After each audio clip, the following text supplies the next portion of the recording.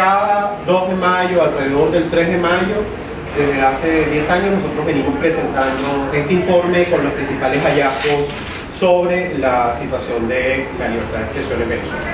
La primera cosa que queremos decir es que la metodología que nosotros utilizamos básicamente se basa en los estándares de derechos humanos, en la medida en que son obligaciones que están establecidas en nuestra propia Constitución y que por lo tanto son los que nos permiten evaluar si los casos vulneran o no vulneran el derecho a la libertad de expresión.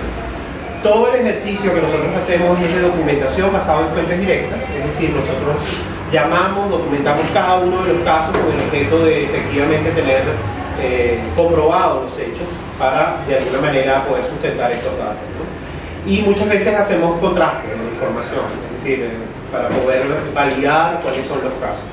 Este monitoreo, este registro nos permite ver tendencias, es decir, qué es lo que está ocurriendo de manera más general.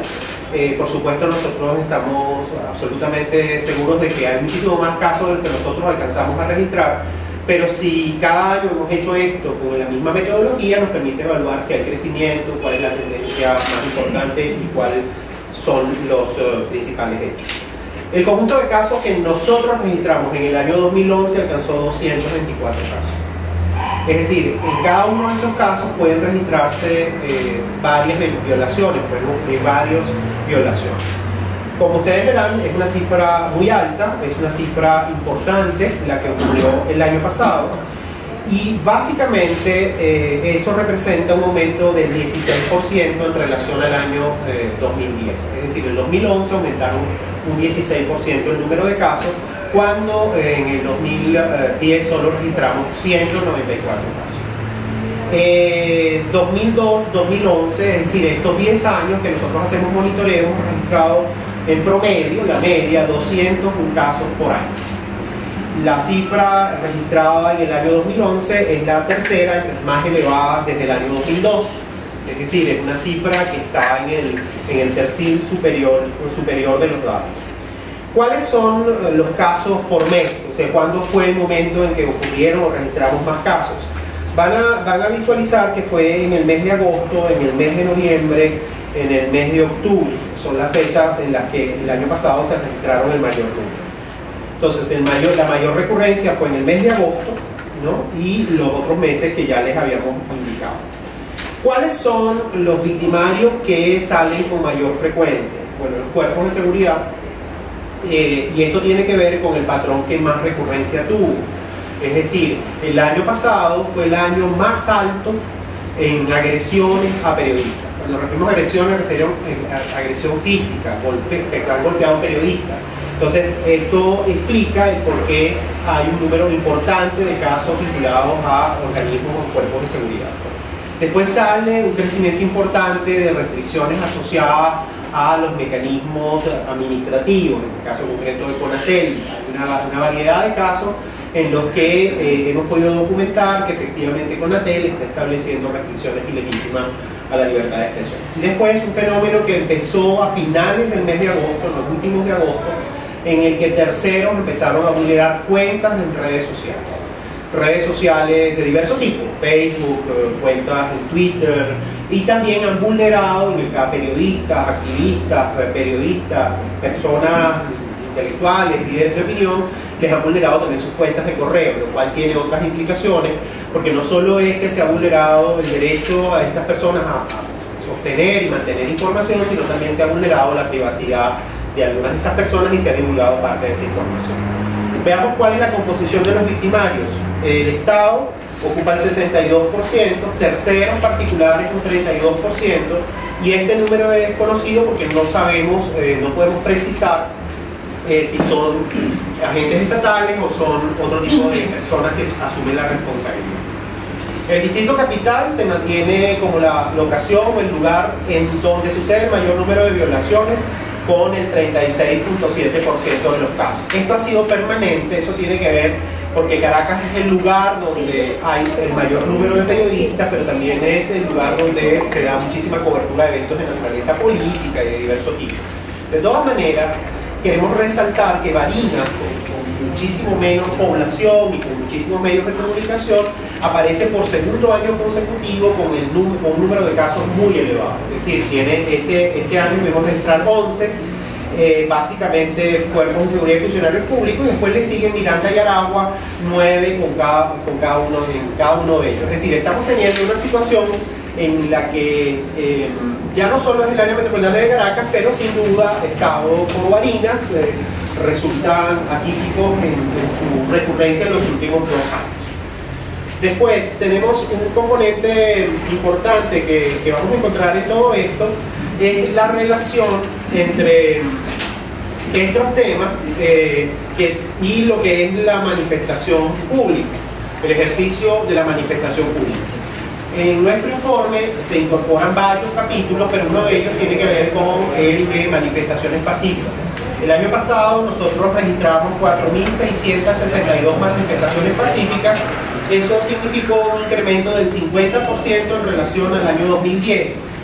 ¿Por qué contamos esto? Porque creemos que hay un correlato entre el incremento de esta movilización social en el país y el tema de la afectación de los periodistas a la hora de salir a hacer cobertura. Porque básicamente las víctimas de las agresiones son reporteros de televisión, gente que tiene cámaras o equipos que los identifican, fotógrafos, equipo técnico, y también los periodistas de televisión, porque son más fácilmente reconocidos. Las razones para manifestar, en líneas generales, los derechos laborales, se le sigue calidad de vida, demandas relacionadas con el derecho a la educación, seguridad ciudadana y derecho a la vivienda. Es decir, tienden estas movilizaciones a estar sustentadas en la reivindicación de derechos económicos, sociales y culturales. Las manifestaciones en el 99% de los casos fueron pacíficas, un 3% de ellas fueron realizadas reprimidas, registramos casos de represión en este tipo. ¿Qué es lo que de alguna manera estos datos nos dan? Un hostigamiento sistemático con diversos mecanismos, un cuadro regresivo y rechazo activo de la sociedad. Es decir, cuando digo rechazo activo es este tipo de datos registran que hay todavía gente que quiere hacer una cobertura independiente, quiere seguir haciendo, practicar un periodista contrastado o quiere seguir haciendo o expresando su visión del tema. Y hay un correlato, como les decía, con el aumento de las manifestaciones pacíficas. Nosotros, en líneas generales, nos parece que si bien hay una política sistemática, esto podría perfectamente reducirse rápidamente en la medida en que se prescinda de discursos intimidantes.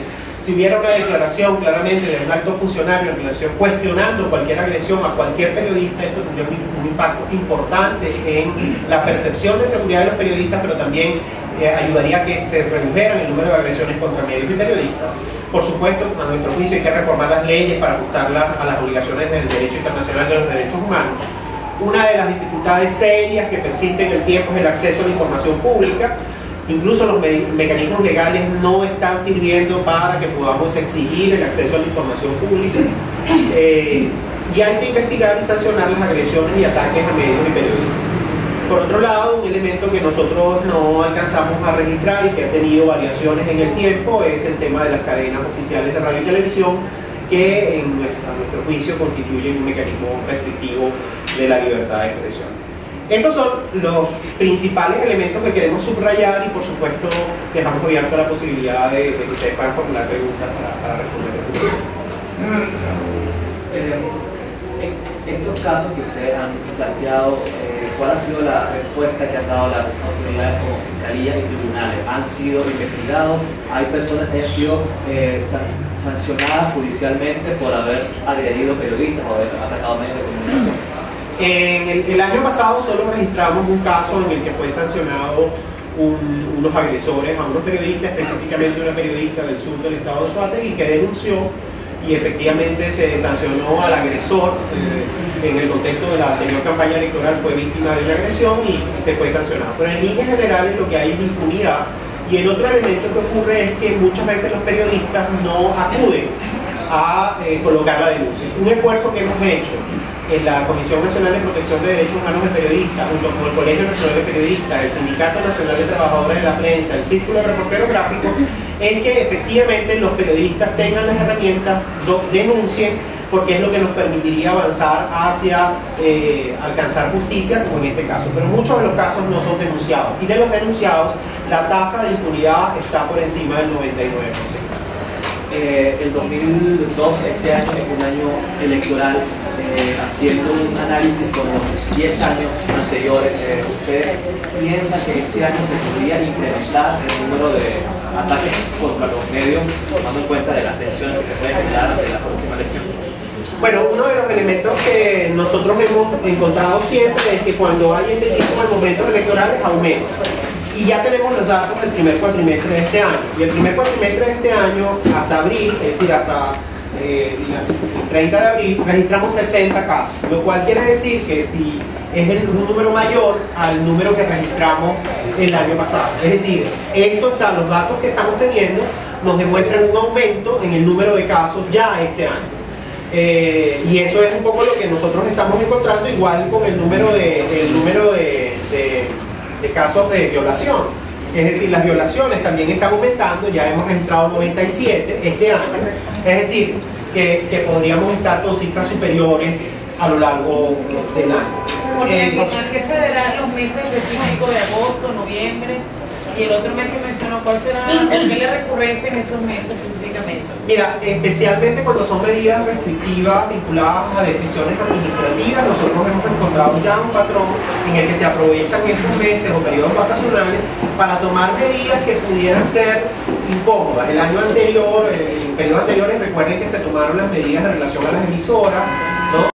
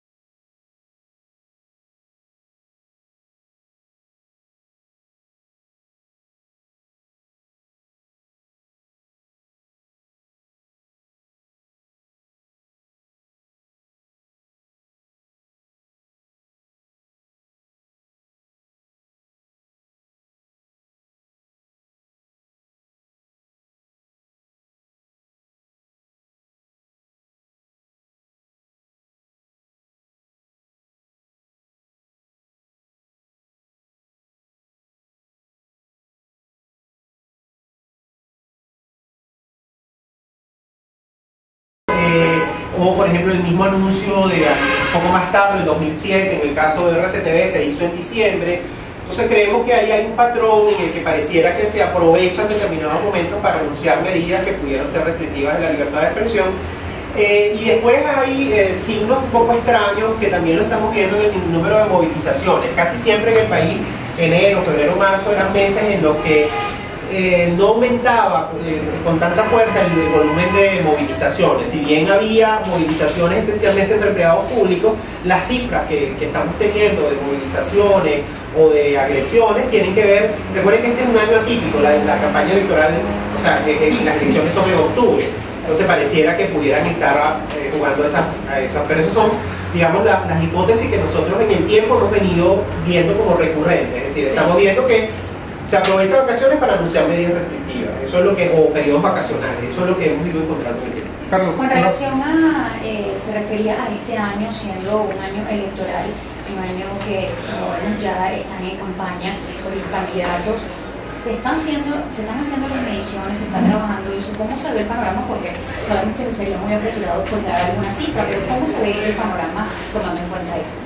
Pero como te decía, nosotros hemos registrado de enero a abril y nos encontramos 60 casos. El mes donde hubo el mayor número fue el mes de marzo, le siguió el mes de febrero, que hubo 23 y 17. Estos datos los tienen, pero eso implica un incremento en relación al mismo periodo del año pasado. Es decir, si este número se mantiene en el tiempo, pareciera que este año vamos a tener un mayor número, a no ser que se tomen algunas medidas, sea, nosotros creemos que si hubiera una declaración abierta de altos funcionarios cuestionando cualquier agresión contra periodistas, eso tendría un impacto positivo de inmediato.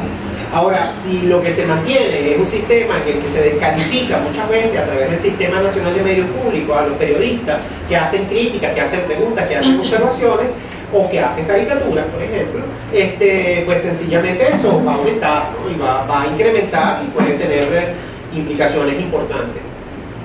Creo que en este sentido los datos no apuntan a una disminución, sino apuntan a un sostenimiento al menos de la tendencia o un posible incremento. De los medios de comunicación han discriminado de las 224 agresiones, ¿cuáles han sido para medios impresos, medios audiovisuales? ¿Tienen ese detalle? Primarios, pero para el 2011. Sí, no para este primer cuatrimestre, sino en 2011 te podemos dar los datos de los victimarios. De los victimarios y de las víctimas. Y de las víctimas. Tiene que ver con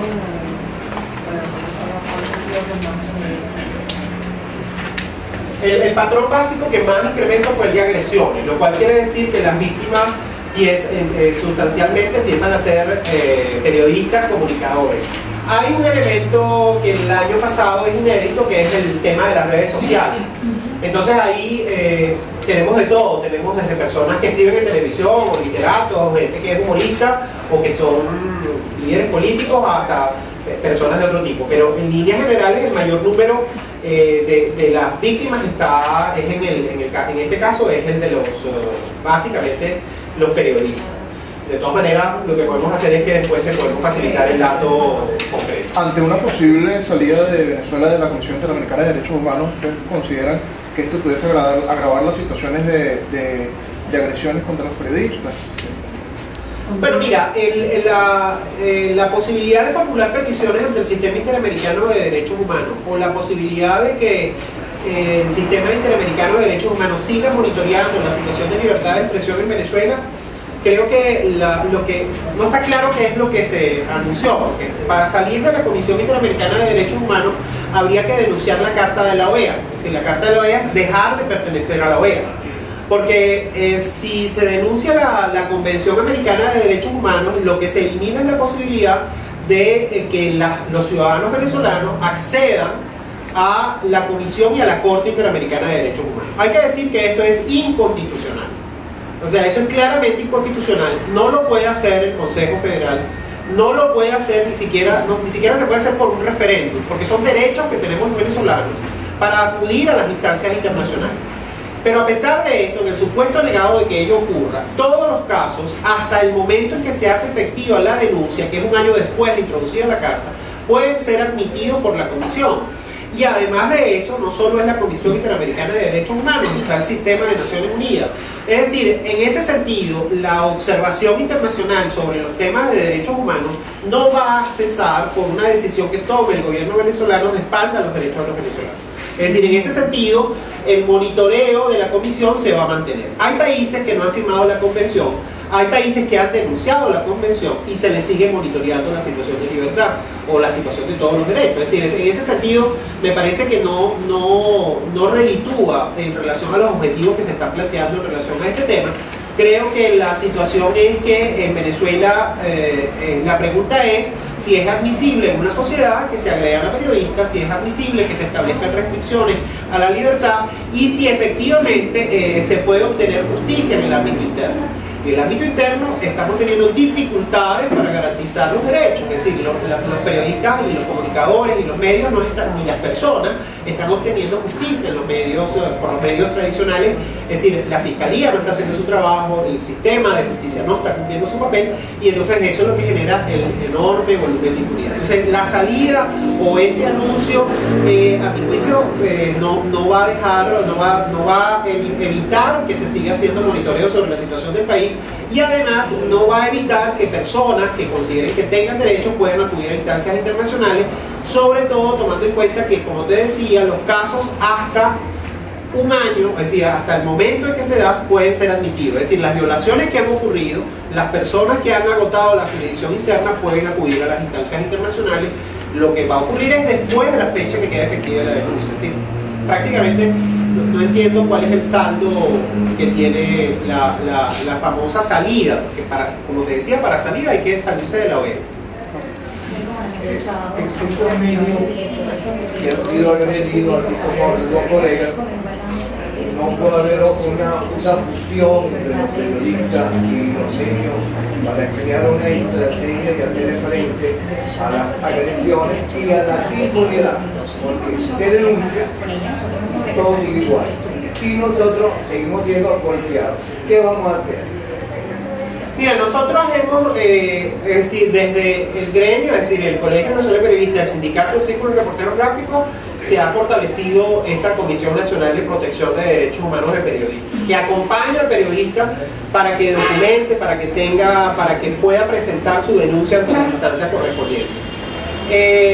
Yo creo que es muy importante que no nos acostumbremos a la violencia como mecanismo natural. Y para eso es muy importante que haya resortes de la sociedad, incluyendo, como tú dices, resortes de los propios editores y medios de comunicación. Porque ellos también, de alguna manera, salen afectados porque no van a tener una calidad buena si los periodistas no pueden contrastar información. Entonces, creo que es muy importante, se ha avanzado en ese proceso de aunar esfuerzos, yo creo que hace falta más.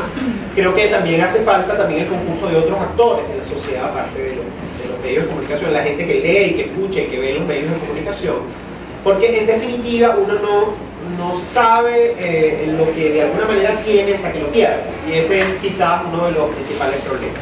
Creo que hay que tratar de desarrollar estrategias para que alrededor del tema de la libertad de expresión, alrededor del trabajo de los periodistas, haya el mayor respaldo de la sociedad en su conjunto. Un caso particularmente reciente es el de la cobertura de la crisis penitenciaria en la cárcel de la Planta, donde se ha impedido a los medios hacer una cobertura, específicamente al canal de Globovisión. Dentro de este panorama, ¿qué opinan ustedes de ante ese derecho? Mira, digamos, ahí hay un tema que creo que tiene que ver con, en primer lugar, es una medida discriminatoria porque se permitió otro medio y a este medio no se le permitió hacer el trabajo.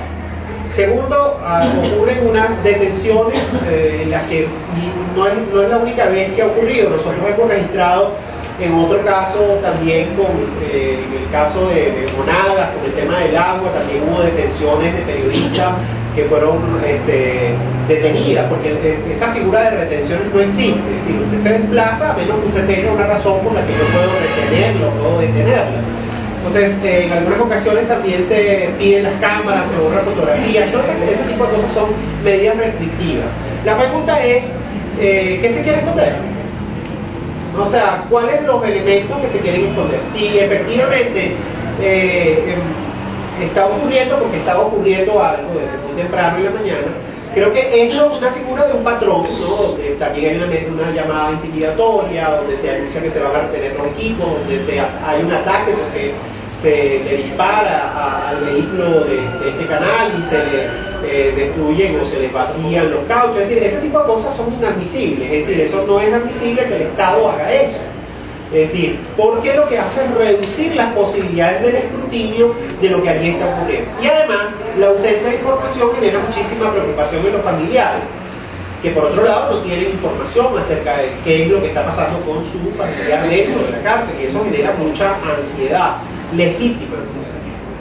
Entonces, es un caso de restricción como otro. Y en el caso anterior, un exabrupto que por hacer una cobertura de un tema de este tipo, se pretende aplicar una sanción a un canal por encima de $2 millones. Es decir, estamos hablando de una cifra por encima de 9.000 millones de bolívares. Es decir, estamos hablando de una cifra realmente abismal que tiene un impacto en el ámbito de la restricción a la cobertura de estos temas.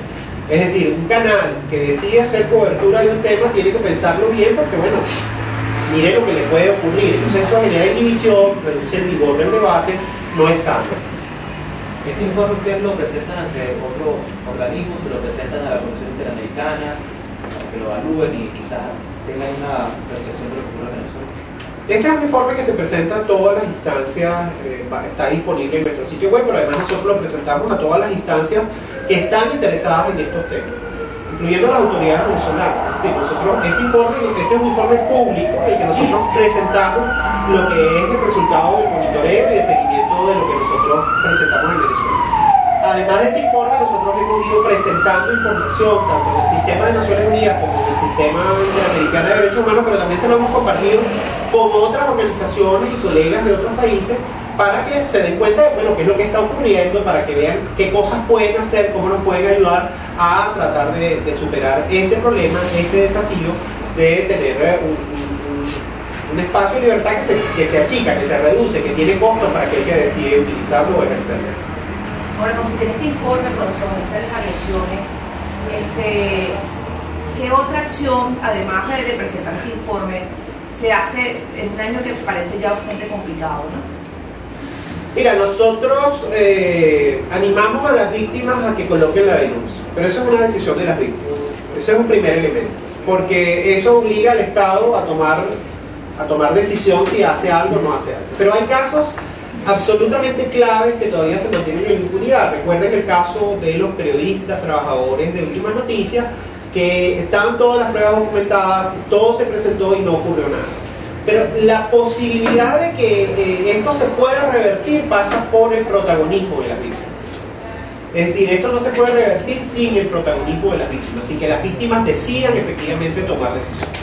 Creo que nosotros somos una organización de la sociedad, junto con otras organizaciones lo que estamos es ofreciendo el apoyo para que esas víctimas hagan eso, para acompañarlas en todo el proceso. Y estamos tratando de utilizar todos los recursos en el marco de una sociedad democrática, como los procesos judiciales, acudir a las instancias internacionales, sí, todas las herramientas que tenemos, para que, por un lado, la sociedad tenga conciencia de que esto es un problema, de que los periodistas necesitan y medios de comunicación necesitan de su apoyo. Pero además de eso, para también exigirle a los medios y periodistas que hagan un trabajo de mayor calidad, es importante que les garanticemos condiciones para que puedan hacer su trabajo. En algunas ocasiones se plantea el debate entre ética y libertad cuando son dos dimensiones distintas, son dos aspectos distintos. No es posible hacer un periodismo ético si no es con libertad. Entonces, ¿qué es lo que tenemos que hacer? Creo que es muy importante documentar, denunciar y difundir los casos. Sabemos de muchísimos casos de gente que se está inhibiendo, gente que se está censurando, o casos que están ocurriendo y no conocemos de esos casos. Entonces es muy difícil apoyar lo que no se conoce. Entonces por eso es que documentar los casos, denunciar, generar las condiciones para la denuncia y difundir los casos. Muy importante para que la gente tenga conciencia de qué es lo que está ocurriendo, qué es lo que está pasando. Carlos, el IPI hace una semana entregó también su informe sobre la libertad de expresión. Ustedes han revisado el informe de IPI para ver en qué coinciden, qué cosas hay de diferencia. Lo que pasa es que ellos analizan un periodo distinto al nuestro.